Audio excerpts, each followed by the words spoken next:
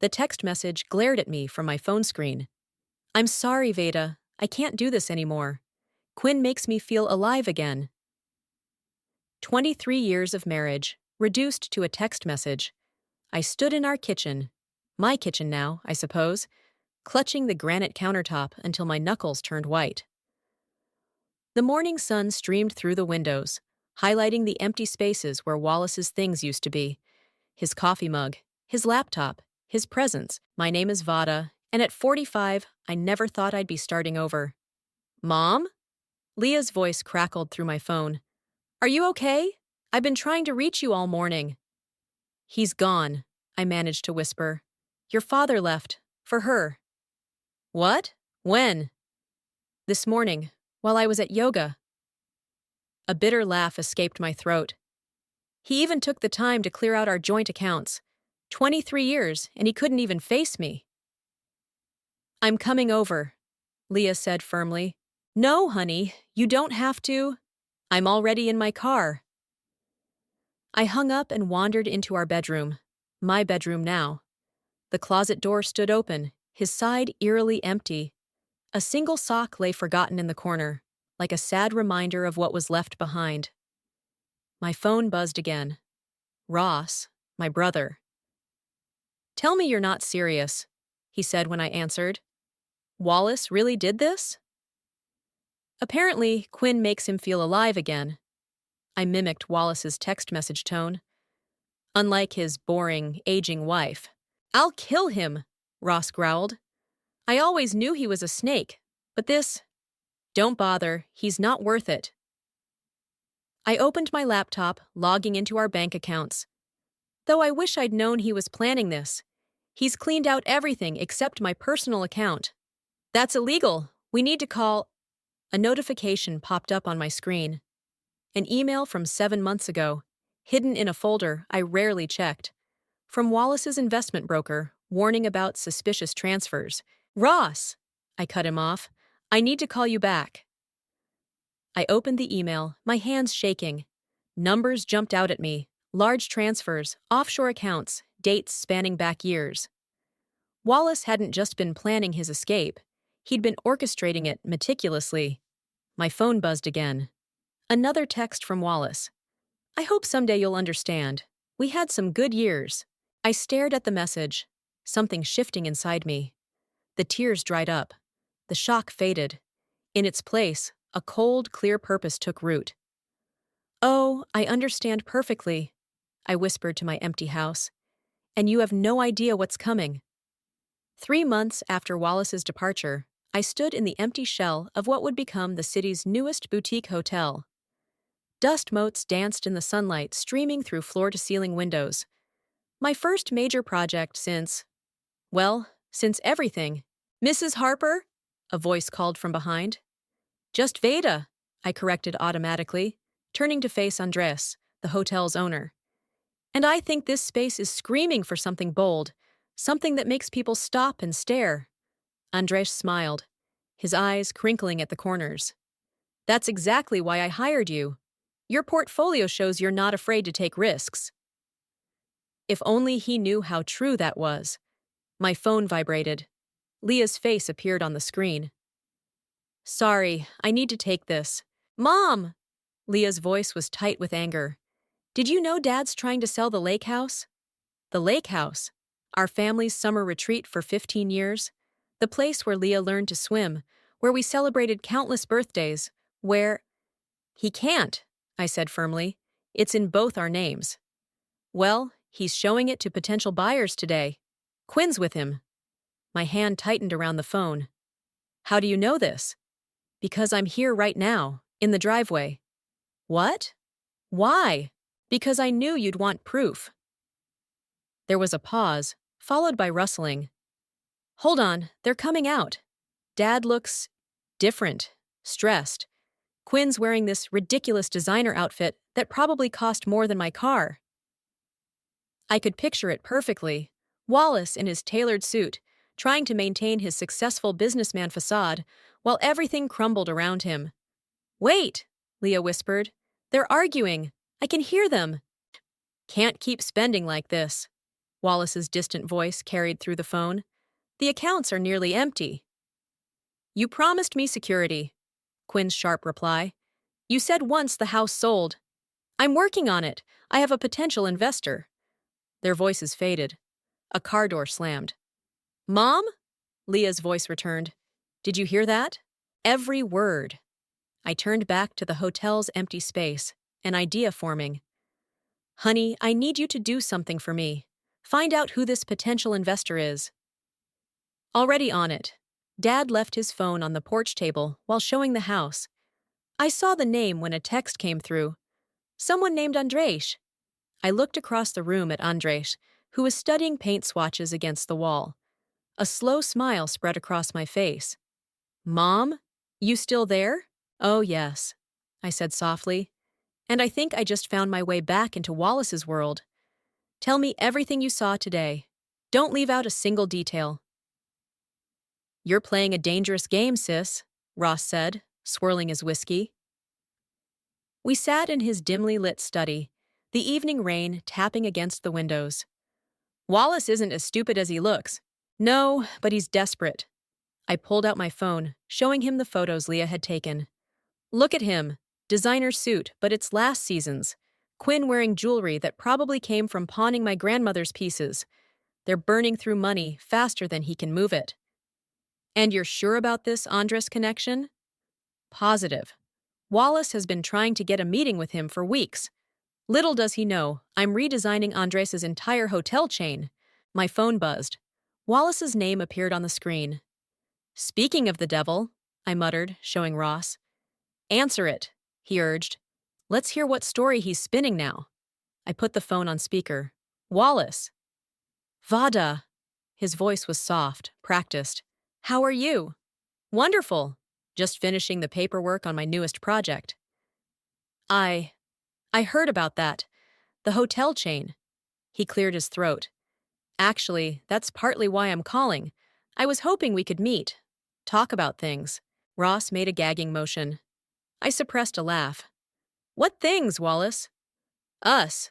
The divorce papers. The lake house. He paused. I've been doing a lot of thinking, Vada. About mistakes. About second chances. Second chances, I repeated flatly. Like the second chance you gave our joint accounts before emptying them? That was complicated. If you'd let me explain over dinner. At Marcello's? I suggested innocently. Friday at 8? A sharp intake of breath. Marcello's was where Andres held all his business meetings. Yes, that would be perfect. Great. I'm having dinner there anyway with a client. Maybe I'll see you. I hung up before he could respond. Ross burst out laughing. Did you see what I did there? I grinned. Now he'll spend the next 3 days wondering if I'm meeting Andres. Brilliant. But what's your endgame here, Vada?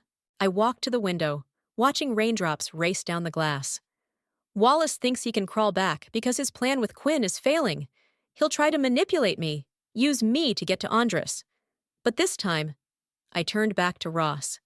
I'm going to let him destroy himself. And Leah, are you sure she can handle being part of this? Leah is the one who convinced me to do it. After she saw them at the lake house, I picked up my phone, showing him one last photo. Wallace and Quinn arguing in front of our family home, while in the background, years of happy family photos still hung on the walls. Friday night, I said softly. That's when everything changes. Marcello's buzzed with Friday night energy as I adjusted my black cocktail dress at the bar. Through the mirror behind the bottles, I watched Wallace enter, scanning the room anxiously. His suit was pressed, but the slight fraying at the cuffs told its own story. Vada! Andres appeared beside me, kissing my cheeks. The designs you sent over are magnificent, bold, just like I wanted. Wallace's head snapped toward us like a hunting dog catching a scent. Andres, I smiled warmly. I'm so glad you could join me tonight. Have you met my husband? Well, soon-to-be ex-husband? Wallace practically materialized at our table. Wallace Harper. He extended his hand to Andres. I've been trying to arrange a meeting with you for weeks. Oh? Andres raised an eyebrow. I wasn't aware. I've been quite busy with the hotel chain expansion. Vada's been instrumental in that.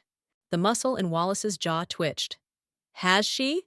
She's always had an excellent eye for opportunity. Speaking of opportunity, I cut in smoothly. How's Quinn? Still helping you show the lake house? Color drained from Wallace's face. How did you— Mrs. Harper? A server appeared. There's a call for you at the host station. Something about the hotel blueprints. Excuse me, gentlemen. I stood, touching Andres' shoulder. Don't let him bore you with his investment pitches while I'm gone. As I walked away, I heard Wallace launch into his rehearsed speech. Perfect. At the host station, Leah waited, dressed in server's black and white. Did you get it? I whispered. She slipped me a folded paper. Found it in Quinn's purse at the lake house. Dad's complete financial records for the past 5 years, including the offshore accounts. You're sure she won't notice it's missing? She was too busy arguing with Dad about maxing out her credit cards. Leah's eyes hardened. Mom, these numbers— he wasn't just planning to leave you. He was stealing from his own company. I glanced back at the table. Wallace was gesturing enthusiastically, while Andres nodded politely. Perfect timing, I murmured. Because Andres isn't just a hotel owner.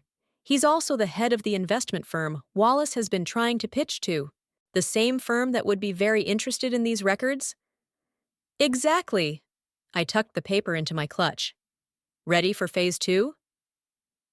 Leah straightened her server's bow tie. Ready, but Mom, make it hurt. I watched my daughter disappear into the kitchen, then turned back toward the table where Wallace was about to learn the true meaning of karma. Oh, I will, I whispered. I will. The evening unfolded like a perfectly choreographed dance. Wallace, 3 drinks in, was getting sloppy with his pitch to Andres. The returns are guaranteed, Wallace insisted, his words slightly slurred. I've never had an investment fail. Never? I raised an eyebrow. What about the Peterson account? Wallace's glass froze halfway to his mouth. That was different. Oh? Andres leaned forward. I'm not familiar with that one. It's quite the story, I said, signaling Leah. She appeared with a fresh round of drinks. Wallace, why don't you tell Andres about how you handled those retirement funds? Before Wallace could respond, the clicking of expensive heels announced Quinn's arrival. Her face was flushed, mascara slightly smudged. Wallace? She practically shrieked. Why aren't you answering your phone? The credit card was declined at Bergdorf's. Andres's eyebrows shot up. Wallace's face turned an interesting shade of purple. Quinn, not now! Wallace hissed. I'm in a meeting. Not now? Not now?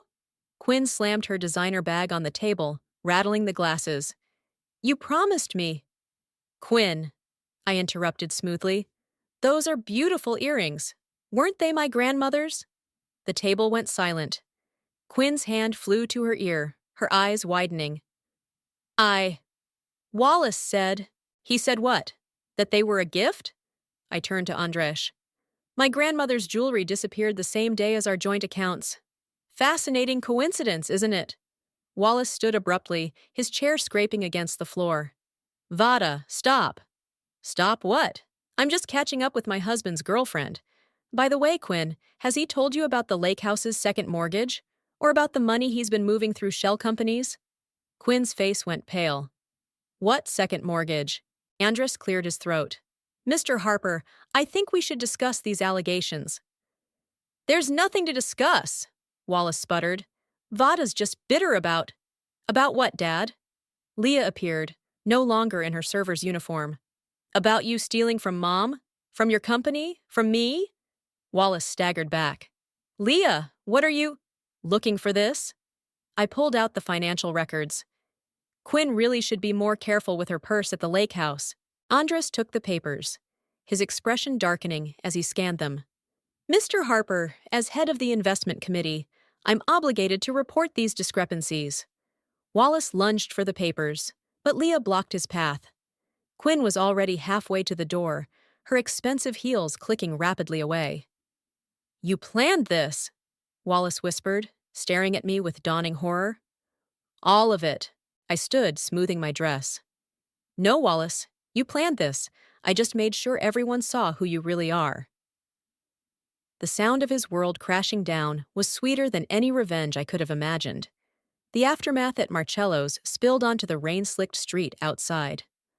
Wallace followed me, his expensive shoes splashing through puddles. "You've ruined everything," he growled, grabbing my arm. "Do you have any idea what you've done?" "Take your hand off me," I said quietly. Several patrons turned to watch. "Mom?" Leah called from the restaurant doorway. "It's fine, honey." I jerked my arm free. "Your father was just leaving." "This isn't over," Wallace hissed. "I'll find a way to fix this." "Fix what?" Quinn appeared, mascara streaking down her cheeks. "The money you stole? The lies you told? Or maybe the fact that you mortgaged a house that wasn't even yours to begin with?" Wallace spun toward her. "Quinn, baby, let me explain." "Save it." She thrust a small velvet box at him.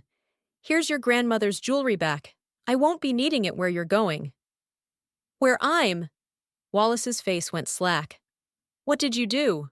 Quinn's laugh was bitter. "I called your board of directors. Told them everything. They're very interested in those offshore accounts." "You did what?"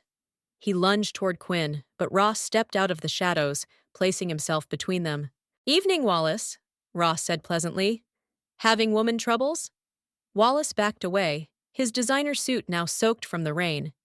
He looked almost small, diminished. "Vada?" He tried one last time, his voice breaking. "We had 23 years together. Doesn't that mean anything?" "It meant everything," I replied, "until you threw it away for a younger model and a get-rich-quick scheme." "I never meant to." "To get caught?" Leah cut in. "To destroy our family? To steal my college fund?" Wallace's head snapped up. "Your college fund? I never touched—" "Check the records," Andres said, emerging from the restaurant with the papers.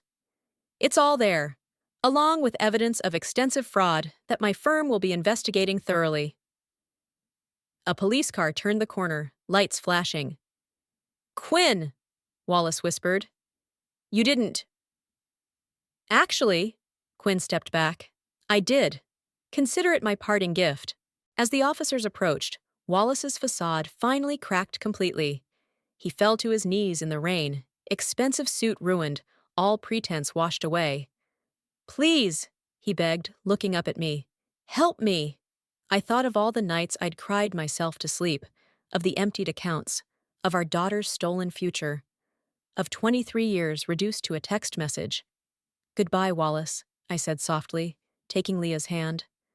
I hope she was worth it. We walked away as the officers read him his rights, the sound of handcuffs clicking shut providing a final punctuation to our marriage's end. Behind us, Quinn's heels clicked rapidly in the opposite direction, leaving Wallace to face his consequences alone. 1 week after Wallace's arrest, I sat in my lawyer's office, watching him sort through the mounting evidence.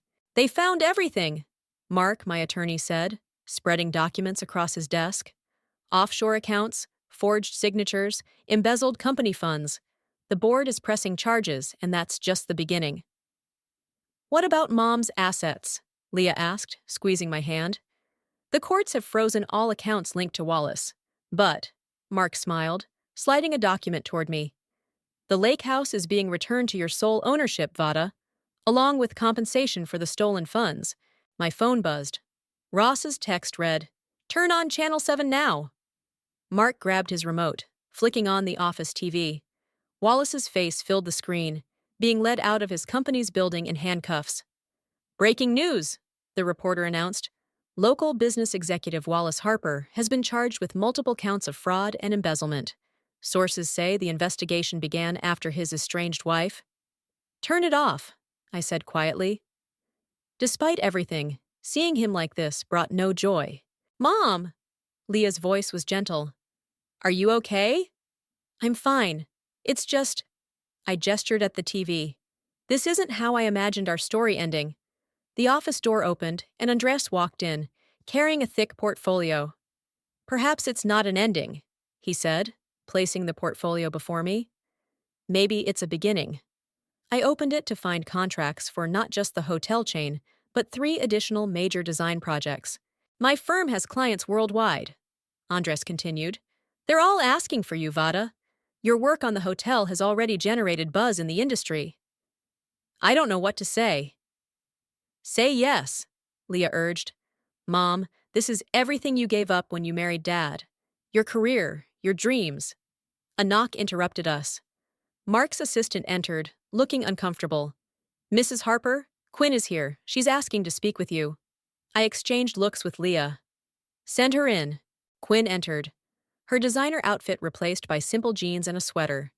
She looked younger somehow, more real. I'm sorry, she blurted out. I know it doesn't fix anything, but I'm sorry. I didn't know about any of it. The stealing, the lies. Sit down, Quinn, I said softly. She perched on the edge of a chair, twisting her hands. The police want me to testify about everything. I will, but I thought you should know first. Wallace, She took a shaky breath. He did the same thing to his first wife, before you. The room went silent. All these years, all these lies. Thank you for telling me, I said finally. Now, if you'll excuse us, I have some contracts to sign. Quinn nodded and left quietly, while I turned back to Andres's portfolio, ready to write my own next chapter. The sound of hammers and power tools filled the lake house as workers restored it to its former glory. I stood on the deck, watching the sunset paint the water in shades of gold. The contractors say they'll be done by next week, Leah said, joining me with 2 steaming mugs of coffee. Just in time for Thanksgiving. Perfect timing. I took a sip, savoring the familiar view. Have you heard from your father? His lawyer called. The plea deal's been finalized. 5 years plus restitution. Leah leaned against the railing. He asked to see us. And? I told him maybe, someday, but not now. Below us, Ross's kids splashed in the shallow water, their laughter echoing across the lake. Ross waved from the dock, where he was setting up fishing rods. You know what's ironic? Leah smiled. Dad always said you gave up your career for our family. But looking at your design studio in the city, these huge contracts with Andres, you're more successful now than he ever was. My phone chimed. Another message from Quinn. She's still sending information to the investigators, I said, scanning the text. Apparently, Wallace had a whole network of people he manipulated over the years. Are you going to respond? No. That chapter's closed. I deleted the message. Besides, I have a meeting tomorrow with that luxury resort developer. The one Dad tried to land for years? The very same. They saw my work with Andres and reached out directly. The screen door slid open behind us. Ross's wife Sarah appeared, carrying a tray of appetizers. Dinner's almost ready, she announced. And Vada, that color scheme you suggested for the living room is perfect. Speaking of perfect, Leah pulled an envelope from her pocket. Remember that internship I applied for? I held my breath. She'd been waiting weeks to hear back from the prestigious design firm. I got it, she beamed. They loved the portfolio you helped me put together. I pulled her into a tight hug, feeling tears prick my eyes. I'm so proud of you. Mom!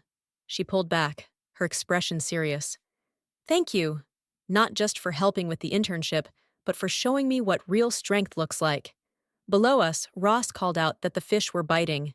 The sunset painted everything in warm light, and the lake house felt alive again with family, love, and new beginnings.